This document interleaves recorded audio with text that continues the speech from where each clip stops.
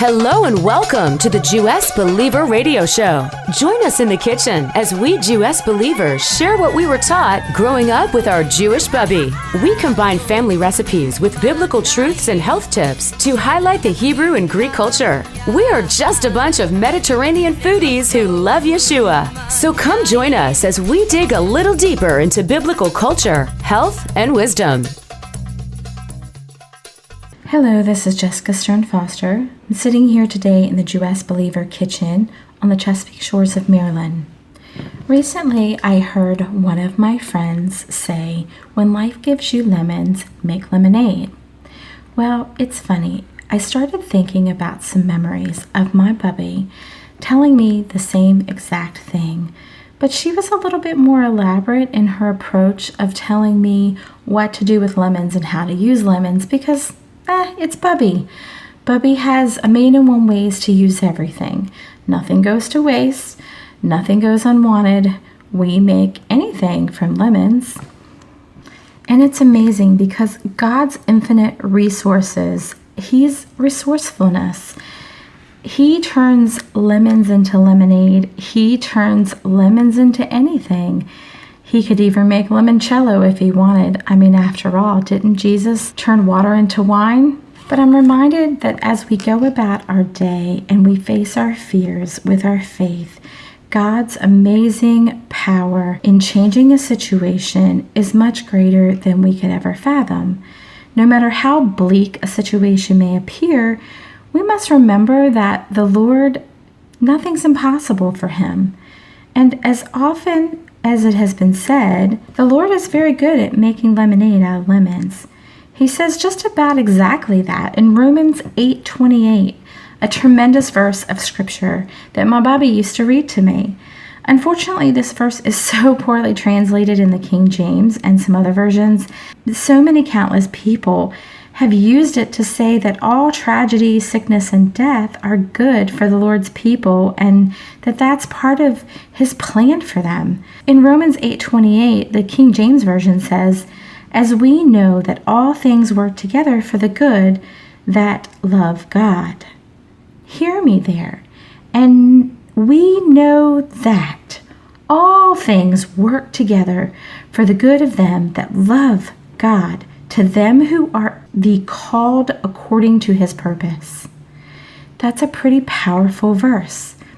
The inaccurate translation has contributed to erroneous beliefs held by so many people that the pain and suffering in their lives is the Lord's will for them somehow. Somehow is for their own good. But is that really true? We interrupt for a quick Bubbietza. These are simply recipes from the Jewess Believer Kitchen with practical advice on the preparation and cooking techniques that have been used by my family for generations. Very often, we use butter with lemons and garlic in many dishes. While lemons are very distinguished from oranges and grapefruits and others of such, when I was doing some research about lemons, I found that there were 50 different species of lemon trees that were cultivated over 2,500 years. They began in Asia, ended up throughout the Europe area during the Roman times. Then they were moved into the Arab states and came to America. While lemons were initially ornamental, in the Asia area, they were actually used as medicine. I found this amazing because we use lemon in so many dishes. Now, of course, by the 18th century, it was a culinary staple that was used in so many dishes.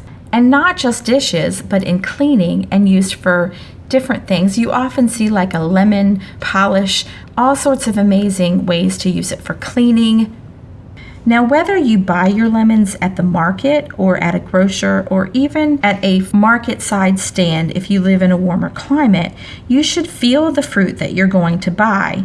You want to opt for a smooth skin because it usually means there's less peel and more pulp, which means more juice. Who doesn't want more juice? Sometimes you can tell by the weight. If the lemon is small but it's quite heavy, you know it's full of pulp and juice. but you want to ignore any fruit that has blemishes or feels spongy by the squeeze of the palm of your hand because they're susceptible to mold. You want to choose lemons that are deep in yellow color and firm to the touch, but not too hard, not too large at each end, or show signs of damage or bruising because, well, like I said, they're susceptible to mold. A good quality lemon should feel oily, but fine with a smooth skin. Now, with any number of pesticides and fungicides and insects and bacterias and everything else that us moms and Jewess believers are concerned about, as we tend to worry just a bit, there's a quick remedy that you can do to get this off of your lemons or any fruit.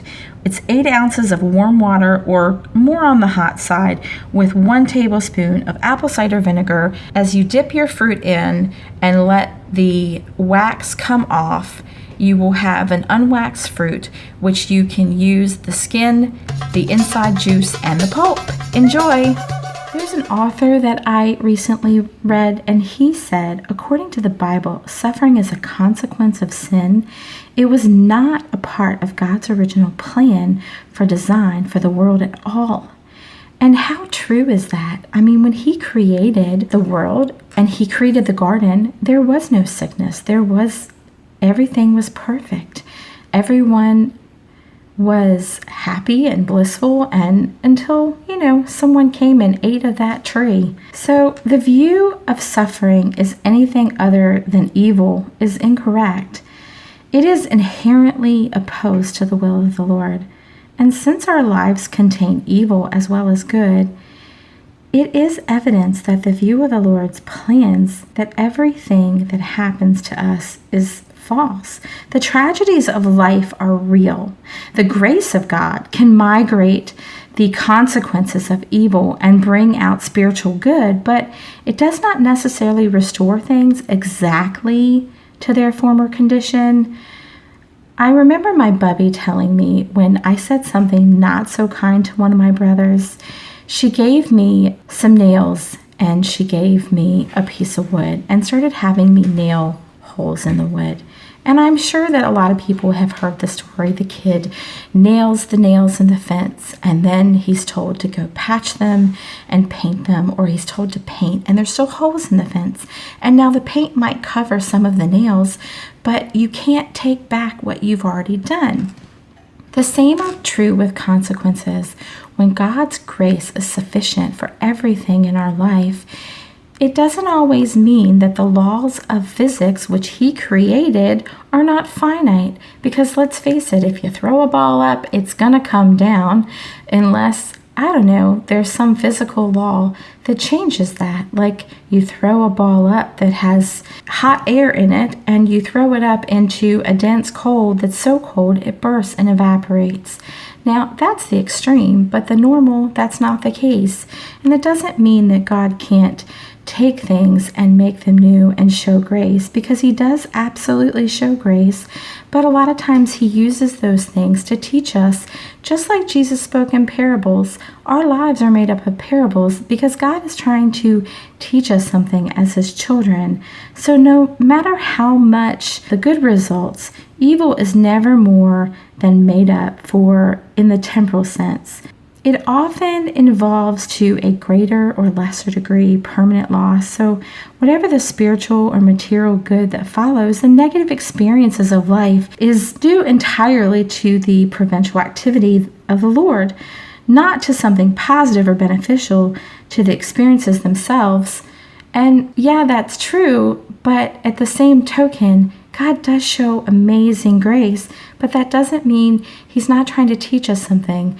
Because just like the Israelites, do we really want to keep wandering in the wilderness? Do we really want to keep being lost and not knowing how to get through a situation?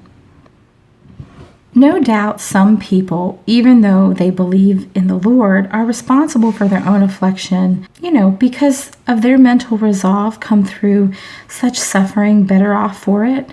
You hear people say, don't cry when it rains when you created the storm. And this is so often the case with people, that they'll create their own rain, and then when it starts to rain, they'll create their own storm. And when the storms come, they get upset and they don't understand. I often wonder if the Lord is either trying to cause or allow sufferings to people because of our own ignorance to teach us something. There are many people who have not endured suffering with their faith intact. How many people think that the supreme omnipotent Lord, the creator of the universe, was causing them or someone they love indescribable anguish and have turned away from him? How much easier it is to endure trials when you have an absolute confidence that they are not caused by the Lord, or that he is not working as hard as he can on your behalf, as Romans 8:28 says. Now, the New International Version translates like this: "And we know that in all things God works for the good of those who love him, who have been called according to his purpose." It is really important to see the differences here between these translations of Romans 8:28. Both that hold to the King James Version say that all things work together for good. In other words, losing your job, getting cancer, or death of someone who's really close is somehow good. If that's the case, then people would say, "Oh, well, she's had cancer, speaking of me, and it's worked together for the good of the Lord. Yes, God has used it in my life to make lemonade out of the lemon, so to speak. But at the same token, I know that I do everything I can do to be healthy, and the genes that I have, well, I got those from my mom and my dad that were handed down from Bubby." The NIV translation, which most people feel is a little bit more accurate, reflects the Greek text a little bit more closely. It says that God is working for your good in every situation. Maybe you have lost your job. Maybe you do have cancer. I'm a cancer survivor more than one time. And maybe you've had someone very close to you die. These things are not good, but God is working for your good in these situations. Knowing this helps you to be closer to him and allow him to help you. Knowing this makes it easier for you to step out on the water and meet him with your faith. On the other hand, blaming him automatically negates your trust in him for help. I think often that the Lord works through secondary causes to achieve his objectives and to reach its highest expression in the Lord's use of developments that are inherently opposite of his will to accomplish his purpose. To respond creatively to suffering, we need to appreciate the Lord's ability to incorporate the negative experiences of our lives in us to fulfill his plan for us. We often speak to the Lord's plan for our lives, but just what this expression means is not at all clear in the thinking of many people. What picture do you get when you think of the Lord's plan for your life? Is that plan for you like a writer's script? Is it the movie in your mind? Is it all written out with every scene carefully plotted in advance? Has the Lord arranged everything that will happen to you down to the last detail? Does every experience have an assigned place in your life? Many people are convinced that this is the case in their view, but where does that leave the choices he gives us? Because he did give us free will. We interrupt for a quick Babietza. These are simply recipes from the Jewess Believer Kitchen with practical advice on the preparation and cooking techniques that have been used by my family for generations. My Bubby loved to clean, and her house always smelled amazing like fresh lemons. Now, most detergents and general household cleaning products are expensive, and let's face it, they're just packed with chemicals. Now, the humble lemon, it's natural and it's organic and it's environmentally friendly. And guess what? It's a perfect substitute for many of these harmful household cleaning products. Lemons have an incredible useful cleaning resource, and they can be used for a large variety of different chores in the home, not just cooking. They really do cost a fraction of the price, and they're just so much better for you and healthy, and they smell terrific. So if you want to have a lemony fresh smelled home, just like my bubby, then dig a little deeper and find out how to use lemons for not just cooking, but also cleaning. You can find more about how to do this if you go to thejewessbeliever.com and follow us on social media so that you can dig a little deeper and get some insight on how to be lemony fresh. That's it for this quick Bubby Etza. God is intimately involved in our lives as much or as little as we allow Him. Recently, we talked about the measuring tools for life and the standard of authority of our lives as believers. That plumb line being the measuring form for our relationship with the Lord. When we talk about rich, creamy butter and how that butter processes and how it's churning and preaching, we have to remember that every detail, according to God's plan, is to bring us to where He needs us and where He can use us. Just like when my bubby used to have us churn the butter as kids, she had a very clear objective to wear us out. Because let's face it, kids have so much energy, and as we had to churn that butter so that we could get it done, so that we could have some butter, it was in that big, huge wooden butter churn. And I still remember the day that I walked in the kitchen and found her whipping the butter right in her electric mixer. So, of course, I was born in the 70s, and my bubby got an electric mixer when those things came out. So it was a little disheartening when I realized she did have the electric mixer, and I knew she had it, but it didn't ever dawn on me as a child that you could put the butter in there, use a big tea towel and cover it up and not have the splashing and make amazing butter. But it did do the purpose, and just like my bubby would do, there was a certain objective and a basic. It was in order to teach us something, but it was also something that would wear us out to keep us focused and keep us on track. How much is it the same that our God will put things in our path to keep us where He needs us to be? Because just like a child could easily wander down a path or into the street, we have to put little buffers around them and guidelines to keep them on the right path so that they're not running out in the middle of the street, because that would get them killed. How much is it our Father is just the same, that He is trying to keep us close? When I was doing this study to look at turning lemons into lemonade, I remembered many things that my bubby had told me. But I did do some research to find out a little bit more about lemons and lemon trees. Now, we all know that lemons are a bright yellow fruit, and it's unmistakably citrus in smell, and it's hugely versatile. Its value is to preserve and to flavor, and it has long been recognized to do that. But it also has a lot of other potential in the home: beauty products, health benefits, and natural cleaning products. And it is possible to use part of the lemon in the juice and the rich fruity acids and natural sugars to make many recipes. And for generations, it has been used as a remedy for chills and coughs, and basically to heal people like a prescription. It's also been used in sunburn and rashes for topical skin. So I found it very interesting when I was thinking about how the Lord can take lemons and make lemonade, but He can make so much more. And my bubby would often talk about lemons, which you would think is kind of a bizarre topic, but she liked lemons.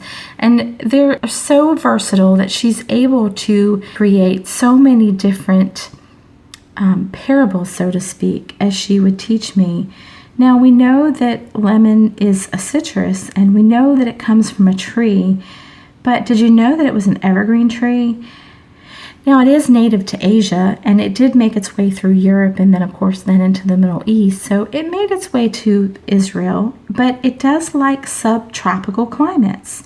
Now, in the States, you'll find a lot of times lemon trees in Arizona and California and Florida.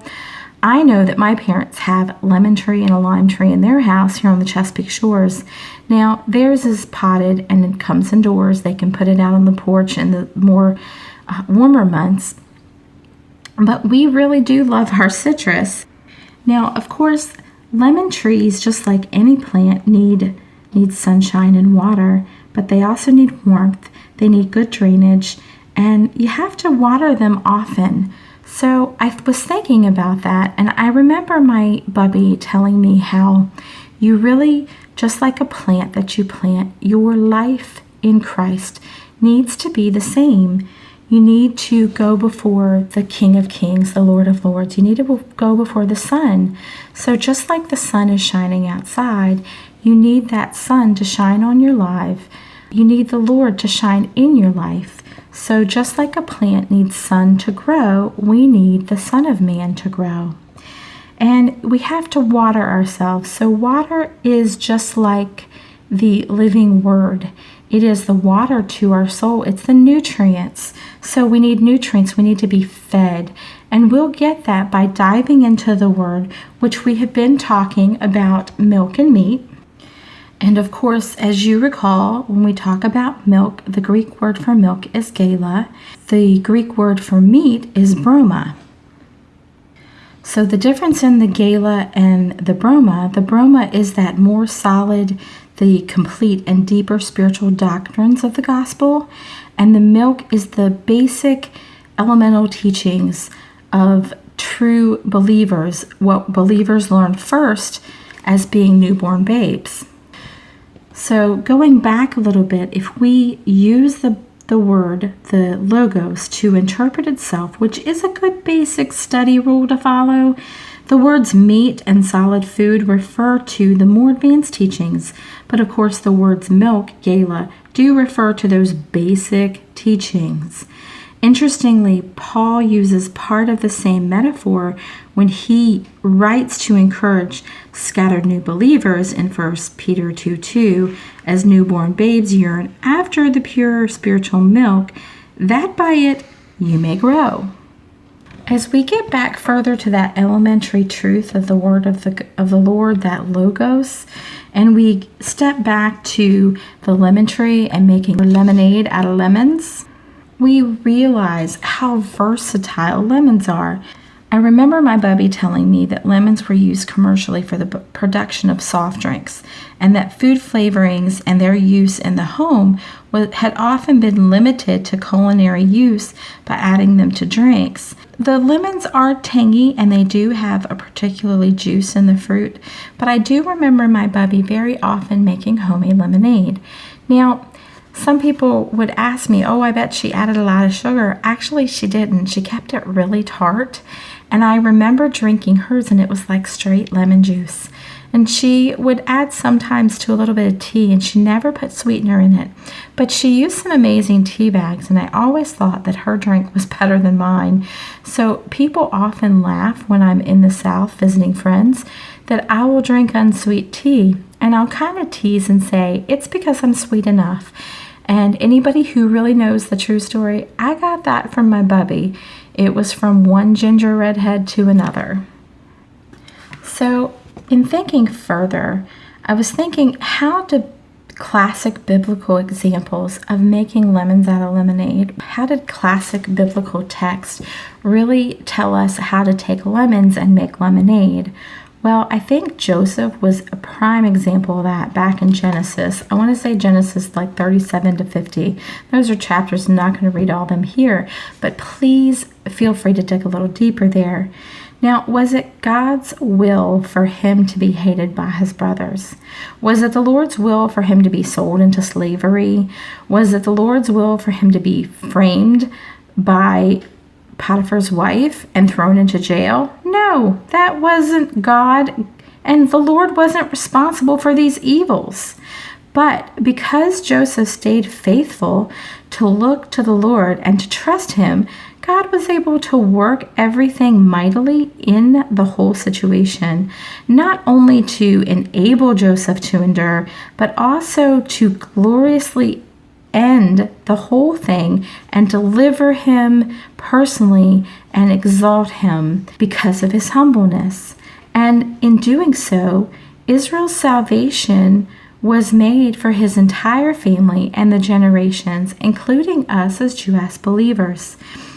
When Joseph had become the Pharaoh's right-hand man, his brothers stood before him, and they said to him, "You plotted evil against me, but the Lord turned it into good in order to preserve the lives of many people." And that was in Genesis 50:20.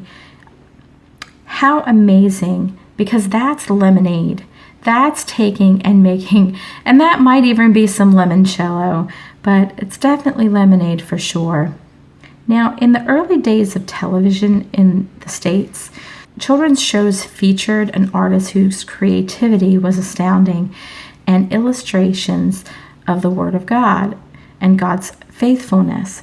This artist would sit beside an easel with a large pad of white paper. Randomly, he would hand a piece of charcoal to one of the children and make him make any sort of scribble he wanted. He would then ask the children what they wanted him to make out of that scribble. And it might be an animal or a clown or anything that appeared in a child's imagination or seemed to pose a big challenge to the artist's skills. And the artist then went to work transforming the scribble into a requested image with an amazing ease and skill. It didn't seem to matter what the scribble looked like or what he even was asked to make out of it. The thing is that he could do it. And I remember my bubby sharing this with me, and there's these things called reruns, so just so you know, I saw those in reruns. Here's a bubbietza for you. Despite having somewhat of a sour taste, lemons are incredibly good for us because they are packed full of vitamin C, healthy nutrients, and fiber. In fact, part of the lemon has something to offer. There are organic acids and lemon oils in the peel, fiber and antioxidants in the pit, antioxidants, vitamins, acids. How amazing is it just like that our Abba Father is so amazing that he would create something so little and take something and make it amazing. He can take the scribbles in life, the oopses in life, or even something that looks sort of amazing and make it even more amazing. Now, that's lemonade. Thank you for joining us around the Jewess Believer Kitchen Table with Jessica Stern Foster. Like what you heard? Join us at thejewessbeliever.com. That's JEWESS, and pass it along to friends and family. Be sure to check out our page link for an archive of previous shows. You can also find us on Instagram, Facebook, and Twitter at the Jewess Believer. Join us for our next chat around the Jewess Believer Kitchen Table, where we will dig a little deeper into our heritage, faith, health, foodie love, and a wealth of biblical truths. Until then, Shana Tova and Shalom.